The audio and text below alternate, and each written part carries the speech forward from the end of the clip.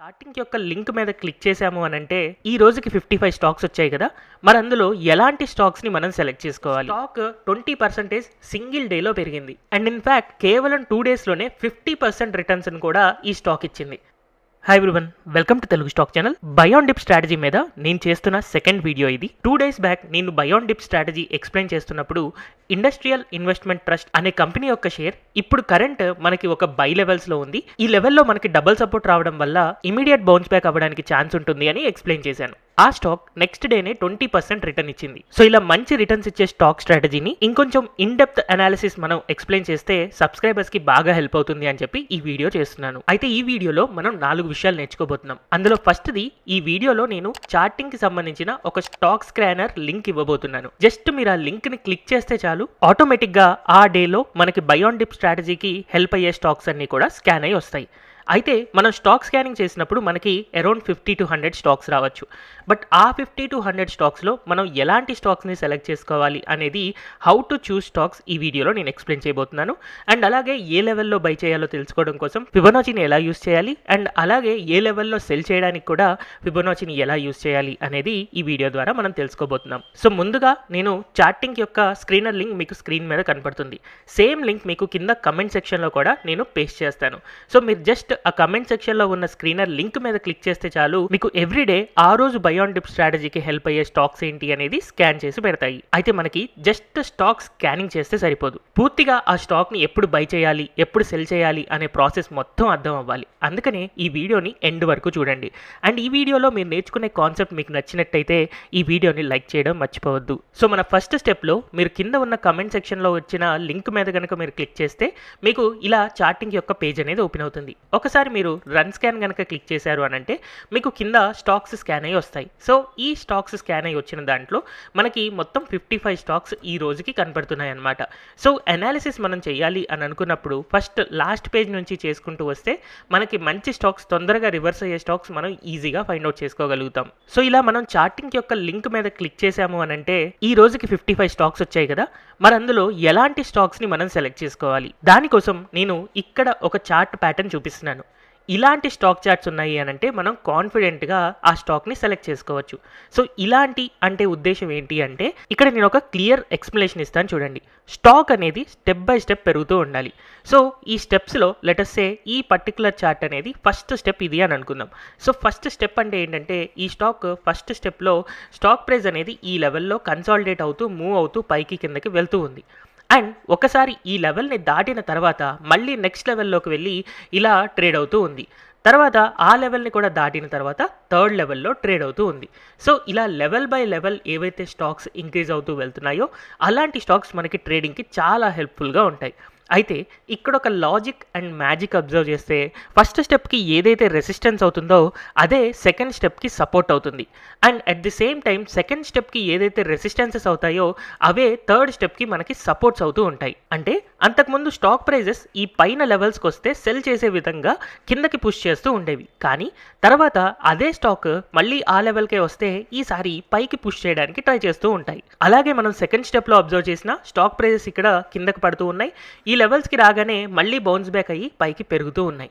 So ఇలాంటి స్టాక్స్ని కనుక మనం బై ఆన్ డిప్స్ కాన్సెప్ట్కి యూజ్ చేసాము అని అంటే మనకి చాలా తొందరగా అండ్ హ్యాపీగా ప్రాఫిట్స్ మనం ఎంజాయ్ చేయగలుగుతాం. సో మీరు చూసే స్టాక్ ఎలా ఉండాలి అని అంటే స్టెప్ బై స్టెప్ పైకి వెళ్తూ ఒక షార్ప్ అప్ ట్రెండ్ అండ్ దాని తర్వాత షార్ప్ డౌన్ ట్రెండ్ ఉండాలి.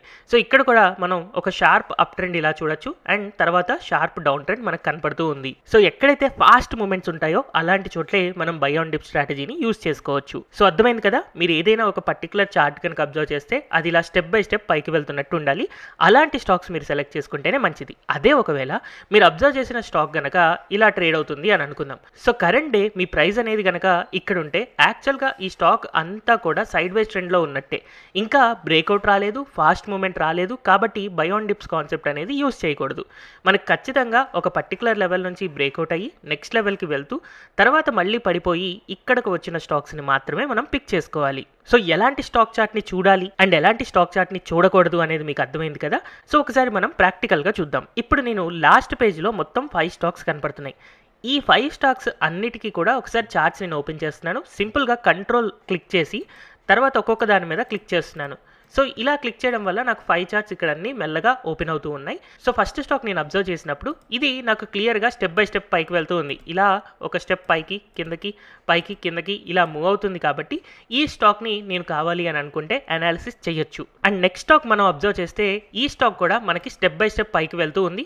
అంతకుముందు ఇది ఒక ట్రేడింగ్ రేంజ్లో ఉండేది అండ్ ఈ ట్రేడింగ్ రేంజ్ బ్రేక్అవుట్ అయ్యి ఒక క్లియర్ షార్ప్ అప్ ట్రెండ్, తర్వాత బయాన్ డిప్, తర్వాత అప్ ట్రెండ్ అనేది మనకు కనపడుతూ ఉంది. సో ఇలాంటి స్టాక్ని కూడా మనం సెలెక్ట్ చేసుకోవచ్చు.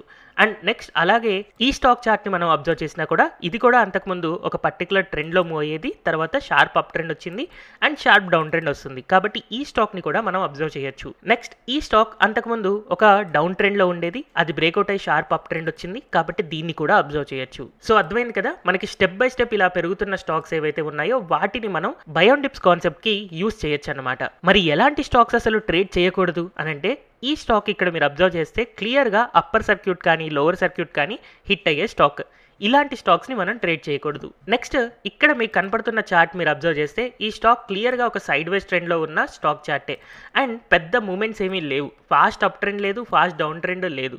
కాబట్టి ఈ స్టాక్ కూడా మనం ఎలాంటి అబ్జర్వేషన్ చేయము. సో హోప్ఫుల్లీ ఈ చార్టింగ్ యొక్క స్టాక్ స్క్రీనర్ యూస్ చేస్తూ ఒక్కొక్క చార్ట్ ఓపెన్ చేసిన తర్వాత ఏ stock chart step by step వెళ్తుంది, ఏ స్టాక్ చార్ట్ సైడ్ వేస్లో ఉంది, లేకపోతే అప్పర్ సర్క్యూట్ లోవర్ సర్క్యూట్లో ఉంది అన్న దాన్ని బట్టి మీరు ఇప్పుడు స్టాక్స్ని సెలెక్ట్ చేయగలరు అని అనుకుంటున్నాను. మీకు ఇంకా క్లారిటీ రాకపోతే ఒక్కసారి బ్యాక్కి వెళ్ళి రివిజన్ చేసుకోండి, మీకు క్లియర్గా అర్థమవుతుంది. అండ్ మీరు చార్టింగ్లో వర్కౌట్ చేస్తూ ఈ వీడియో చూశారు అని అంటే ఇంకా బాగా అర్థమవుతుంది. సో ఇప్పుడు మనకి స్టెప్ బై స్టెప్ పైకి వెళ్తున్న స్టాక్స్ సెలెక్ట్ చేసుకున్న తర్వాత నెక్స్ట్ ఆ స్టాక్స్ని ఫిబొనాచి సపోర్ట్స్ యూస్ చేస్తూ ఎక్కడ బై చేయాలి అండ్ అలాగే ఫిబొనాచి రెసిస్టెన్సెస్ యూస్ చేస్తూ ఏ లెవెల్లో సెల్ చేయాలి అనేది మనం ఇప్పుడు నేర్చుకోబోతున్నాం. సో నేను ఇక్కడ మీకు 2 ఎగ్జాంపుల్స్ చూపించబోతున్నాను. ఫస్ట్ ఎగ్జాంపుల్ రైట్స్ యొక్క వీక్లీ చార్ట్లో చూపిస్తున్నాను. సో రైట్స్ యాక్చువల్గా అంతకుముందు ఒక సైడ్ వేస్ ట్రెండ్లో ఉండేది. సో ఈ సైడ్ వేస్ ట్రెండ్కి సంబంధించిన రెసిస్టెన్స్ని నేను ఇలా డ్రా చేసుకున్నాను అనుకుందాం. అండ్ అలాగే ఇలా ఒక సపోర్ట్ మనకి ఫామ్ అవుతూ ఉండేది. తర్వాత ఇక్కడ మనం అబ్జర్వ్ చేస్తే యాక్చువల్గా స్టాక్ ప్రైస్ అనేది ఒక షార్ప్ అప్ ట్రెండ్ ఇలా రికార్డ్ చేసింది. సో ఈ షార్ప్ అప్ ట్రెండ్కి ఫస్ట్ మనం ఫిబొనాచి డ్రా చేసుకోవాలి. సో ఈ చార్టింగ్లో కనుక మీరు అబ్జర్వ్ చేస్తే ఈ పైన డాష్ లైన్స్ ఏవైతే ఉన్నాయో అది ఫిబొనాచి ఇండికేటర్ అనమాట. సో ఈ ఫిబొనాచి రీట్రేస్మెంట్ ఇండికేటర్ మీద క్లిక్ చేసి ఫస్ట్ టాప్లో హయ్యెస్ట్ పాయింట్ దగ్గర క్లిక్ చేయండి. తర్వాత దాన్ని అలాగే పట్టుకొని డ్రాగ్ చేసి కింద లోయెస్ట్ పాయింట్ దగ్గర వదిలేయండి. సో అప్పుడు మీకు ఈ అప్ ట్రెండ్ ఏదైతే ఉందో ఈ లోయెస్ట్ పాయింట్ నుంచి హయ్యెస్ట్ పాయింట్కి రేజ్ అయిన ప్రైస్ లెవెల్స్కి మనకి ఫిబొనాచి రీట్రేస్మెంట్ అనేది వస్తుంది. సో ఫిబొనాచి రీట్రేస్మెంట్లో మనం బై చేయాలి అని అనుకుంటే మేజర్గా మనం 50% రీట్రేస్మెంట్ అండ్ అలాగే 61.8% రీట్రేస్మెంట్ యూస్ చేసుకోవచ్చు. అయితే ఇక్కడ నేను అబ్జర్వ్ చేస్తే ఈ రెసిస్టెన్స్ లైన్ అండ్ అలాగే 61.8 రీట్రేస్మెంట్ లైన్ ఈ రెండు కూడా కంబైన్ అవుతూ ఉన్నాయి. కాబట్టి ఈ పర్టికులర్ లెవెల్లో మనకి ఒక మంచి బై అనేది ఫామ్ అవుతుందన్నమాట. సో మనం ఈ స్టాక్ని కనుక బై చేయాలి అని అనుకుంటే ఈ లెవెల్లో మనం బై చేయొచ్చు. సో ఎగ్జాక్ట్గా మీకు ప్రైస్ కూడా కావాలి అని అనుకుంటే మీరు 61.8 రీట్రేస్మెంట్ 304 రూపీస్ ఇక్కడ కనపడుతూ ఉంది. మేబీ మీరు మొబైల్ స్క్రీన్స్లో చూస్తుంటే చిన్నగా కనిపించవచ్చు, అందుకనే ఇక్కడ 304 రూపీస్ ఉంది అని స్పెషల్గా మెన్షన్ చేస్తున్నాను. ఈ స్టాక్ ఎగ్జాక్ట్గా 304 రూపీస్ని టచ్ అయ్యి బౌన్స్ బ్యాక్ అయ్యి రివర్స్ అయ్యి పెరిగిందనమాట. మరి 304 రూపీస్లో మనం కొంటే ఎక్కడ మనం టార్గెట్స్ పెట్టుకోవాలి, ఎక్కడ మనం స్టాప్ లాస్ పెట్టుకోవాలి అనేది తెలియాలి. సో ఫస్ట్ ఆఫ్ ఆల్ నేను ఎప్పుడైనా సరే స్టాప్ లాస్ని మెన్షన్ చేస్తాను. ఎందుకంటే మనం ఇలాంటి ట్రేడింగ్ స్ట్రాటజీ ఏది నేర్చుకున్నా కూడా ఇది ఒక ప్రెడిక్షన్ అనేది ఎప్పుడు కూడా 100% సక్సెస్ రేట్ ఉండదు, ఫెయిల్యూర్ కూడా ఉంటాయి. అయితే ఆ ఫెయిల్యూర్స్ ఏ లెవెల్లో మనం యాక్సెప్ట్ చేయాలి, ఇక్కడ దాకా వెళ్తే నేను ఫెయిల్ అయినట్టు, అది మనం యాక్సెప్ట్ చేయకపోతే మనం ట్రేడింగ్లో చాలా పెద్ద మిస్టేక్ చేసినట్టు అవుతుంది. సో అందుకనే మనం ఫస్ట్ స్టాప్ లాస్ని కనుక అబ్జర్వ్ చేస్తే మనకి 78.6 రీట్రేస్మెంట్ అంటే ఇక్కడ 269 రూపీస్ ఉంది.